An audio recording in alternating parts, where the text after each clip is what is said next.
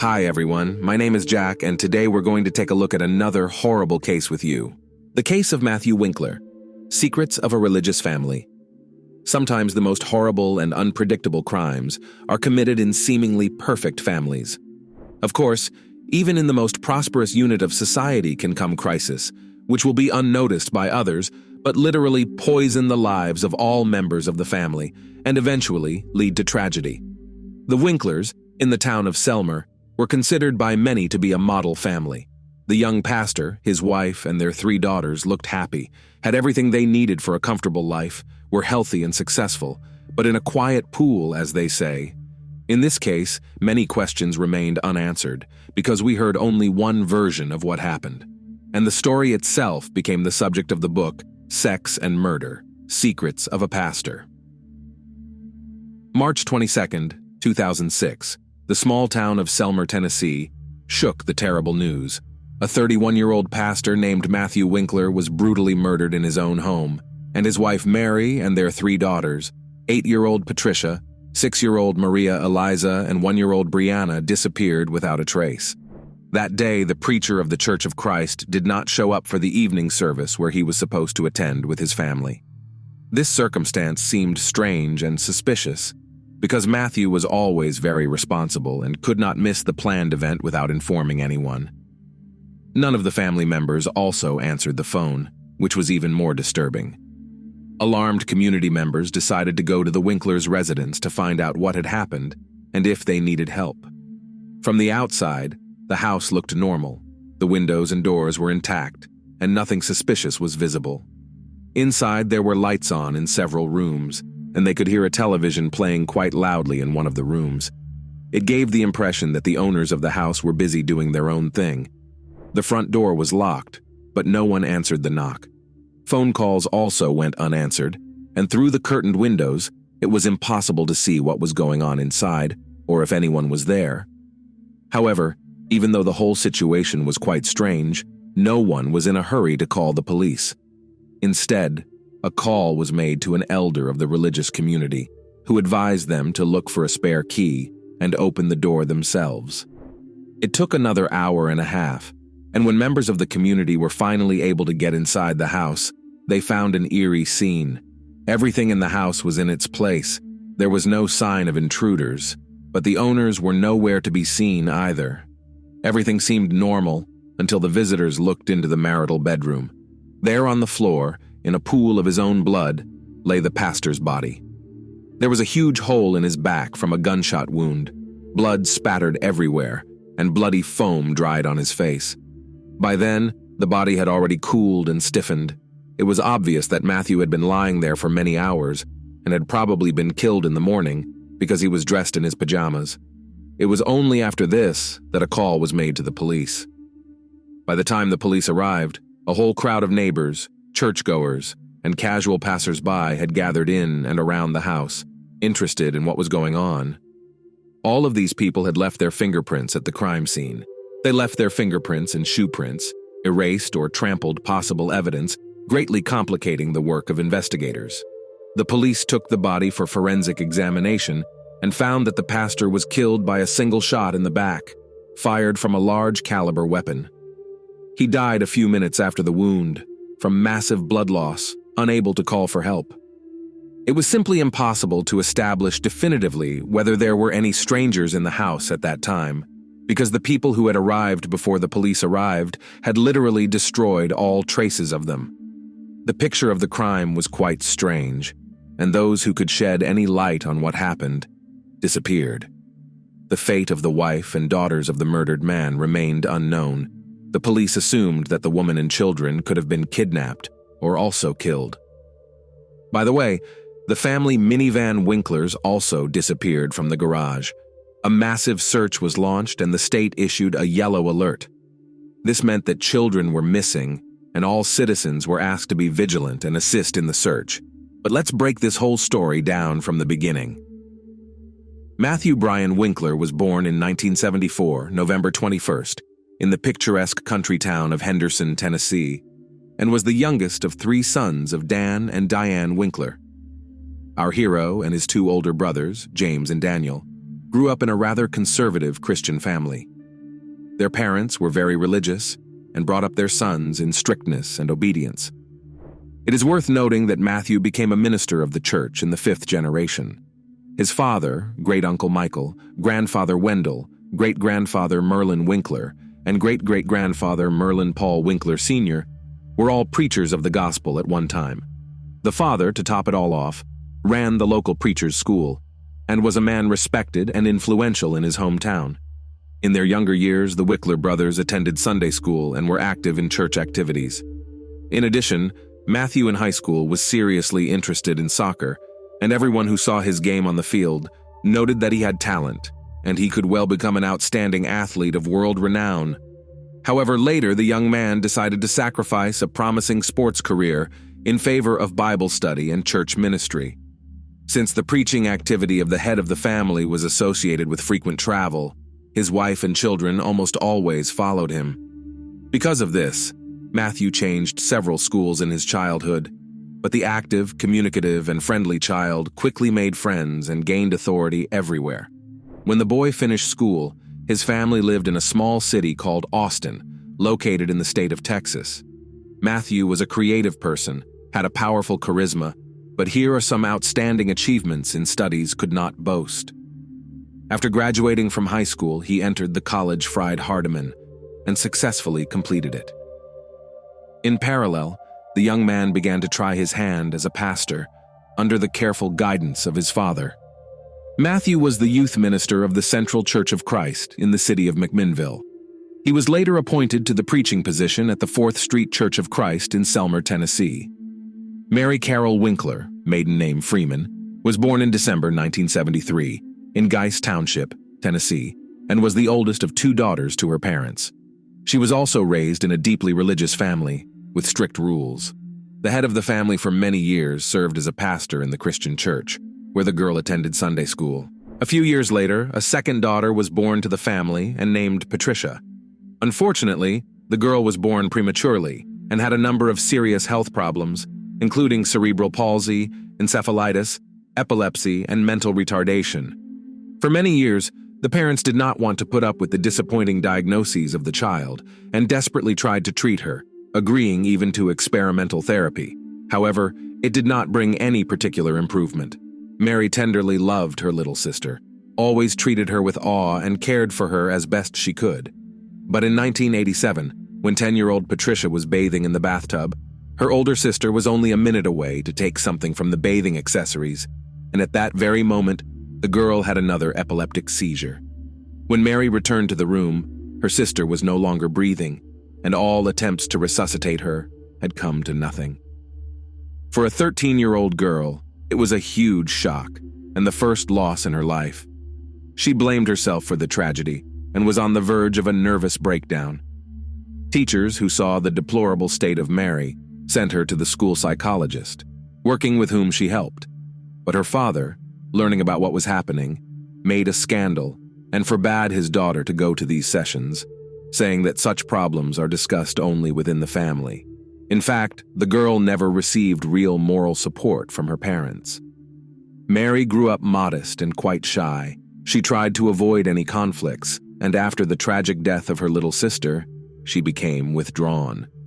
Since her father did not allow her to seek help from a specialist, the trauma over the years has resulted in serious psychological problems. After the death of Patricia, the parents decided to adopt a little girl named Charlotte, who was from a dysfunctional large family. Soon the couple was also allowed to take custody of Charlotte's 2 brothers and sister, so the family was reunited in their new home. Mary was once again the older sister and took care of the younger children while helping her mother. Matthew and Mary Winkler, family life. The future spouses met soon after Matthew graduated from high school. The guy was prominent, handsome, athletic, and enjoyed great popularity with the opposite sex, but to spin novels right and left, he did not allow a strict religious upbringing. The young people immediately developed a liking for each other, which quickly grew into love. For both of them, it was the first strong feeling in their lives, and after a couple of months they met each other's parents, and having received their blessing, began to plan a wedding. In April 1994, the lovers got married. When the family had an older daughter, Patricia, the head of the family was still in college and was forced to leave school for a while. He took a job at a construction site, but long there did not last because he was not used to hard physical labor. During this period, for the first time, made himself aware of the difficult character of Matthew. He was often angry with others, irritated at small things, and sometimes he could not control his anger. But Mary tried not to complain and not to tell anyone about what was happening in her family. A meek young woman, brought up in the spirit of patriarchy, obeyed her husband in everything. At first, the Winklers lived near the house of Mary's parents, so she was able to see them regularly. But soon Mrs. Freeman was diagnosed with cancer, which rapidly progressed, and in just a few months she literally burned from the disease. It was another shock for Mary, and the care of her underage siblings now fell on her shoulders.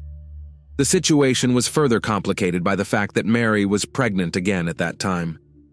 But soon after the birth of their second daughter, the family moved to another city, where they bought their own small house. After the move, Mary was completely absorbed in the care of the baby and almost stopped communicating with her father, as well as with younger brothers and sisters who were too demanding and constantly needed attention. In addition, the young mother began to suffer from severe postpartum depression.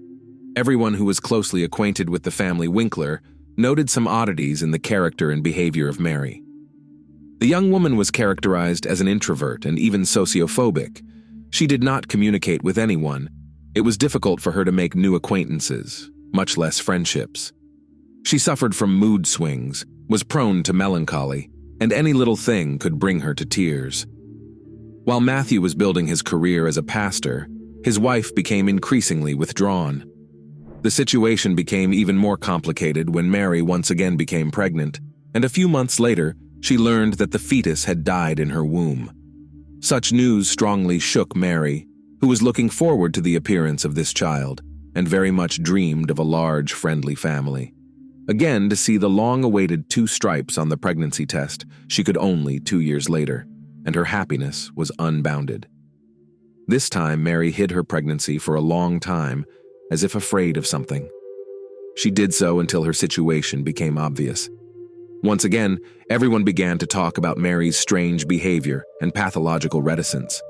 The strange behavior of Mrs. Winkler was associated not only with a severe psychological trauma she suffered in childhood, but also with a very unhealthy environment within her own family, which only undermined her already unstable nervous system. The head of the family was a man of authority and demanded unconditional obedience. Despite the fact that in public the Winklers looked like an ideal married couple, where there is trust, mutual respect, and harmony, in reality, their neighbors have repeatedly heard how the husband shouted and snapped at his wife for no apparent reason. No one could even imagine that a respected pastor could raise a hand on his wife until one day Mary had a huge black eye. Despite the fact that she denied the fact of domestic violence and said that it was an accident, the city quickly spread rumors about the cruelty of a young preacher who beats the mother of his children. In addition, Matthew at some point developed an irresistible urge to experiment in bed. He offered his wife to diversify their intimate life with role-playing games, adult toys, and so on. But for Mary, brought up in strictness, with conservative views, such was unacceptable. She strongly restricted her husband in this, which infuriated him, and he repeatedly tried to get what he wanted by force. One day, after another abuse in bed, Mary called her only close friend in tears and complained to her about the situation. The friend, who promised to keep her secret, immediately blabbed about everything, which provoked a new wave of rumors and gossip about the unacceptable behavior of the clergyman. At that time, Matthew was up for promotion and aspired to be a local church leader, but he was rejected because of rapidly spreading unpleasant rumors about him. Moreover, he was also removed from his position in the Sunday school, where he had brought God's word to the children and was in good standing. This was requested by the parents, who had also heard about the pastor's peculiar predilections. All this forced the family to leave their residence and move to another city where they planned to start over. They settled in Selmer, where they quickly gained the love and respect of those around them. Matthew took a job as a church pastor again, and his wife found a part-time job to make a small contribution to the family income. And although the family was still not smooth, their neighbors, as well as the congregation of the church where Matthew preached, considered Mary and Matthew an ideal couple, and their family a model. Next door to the Winkler family lived a young married couple, with whom the couple quickly became friends. They often visited each other, celebrated holidays together, shared news and secrets. A few months before the tragedy, during a joint dinner at the pastor's house, Mary bragged to the neighbors that her husband had bought her a gun for self-defense and had already taken her to the shooting range several times to learn how to handle it confidently.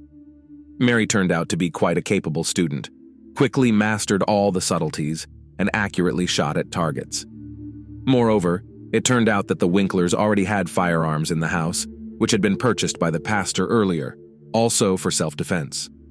The guests wondered why the pastor and his wife needed all this, because they live in a quiet town where they have no enemies, and everyone around them loves and respects their family. After another move of the couple, their financial situation left much to be desired. Mary was in search of various part-time jobs, and she also decided to get a medical degree to then get a job in a clinic and help sick children. Soon, Mary decided to improve the financial condition of their family through financial fraud.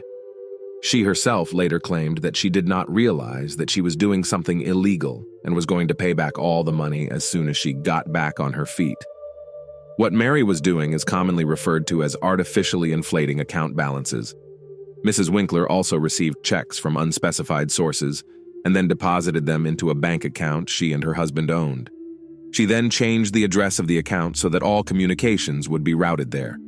The total amount of checks she received was almost $17,000, which aroused certain suspicions of the bank employees, who decided to invite the couple to the office branch to clarify the circumstances and resolve the situation. But the pastor and his wife never showed up at the bank, and this aroused even more suspicion. It was assumed that Matthew was not aware of what his wife was doing at all. However, after Matthew's death, his wife tried to prove in court that the whole story of fraud was his idea, and that it was he who forced her to make dubious transactions, while he himself remained in the shadows, without arousing suspicion. Where has Mary disappeared to? When Mr. Winkler was found murdered in his own home, his wife and daughters were put on the wanted list, fearing that they too might be in mortal danger. Initially, the meek, shy, and homely Mary was initially viewed solely as a possible victim of the crime. However, after talking to neighbors and receiving information from the bank about financial fraud, she became the main suspect in the murder of her own husband. It was necessary to find out as soon as possible where Mary had disappeared to, where the children were, and if they were all right. They, as well as their family car, were put on the wanted list. Attempts were also made to trace transactions made from Mary's bank card and to locate her location through her cell phone signal. Mary was found just a day later in an Alabama resort town where she and her children were having fun at a local amusement park. It was as if the mother wanted to give her children one last party, realizing that she would soon be going to prison and would see her girls very soon. When the family was taken to the police station to testify, the two older daughters confidently told the same story. According to them, intruders broke into the house and injured their dad, and their mom picked up a gun to protect them. They were then forced to run for their lives. According to the girls, their father was alive and in the hospital, and they were soon to go and see him and return home.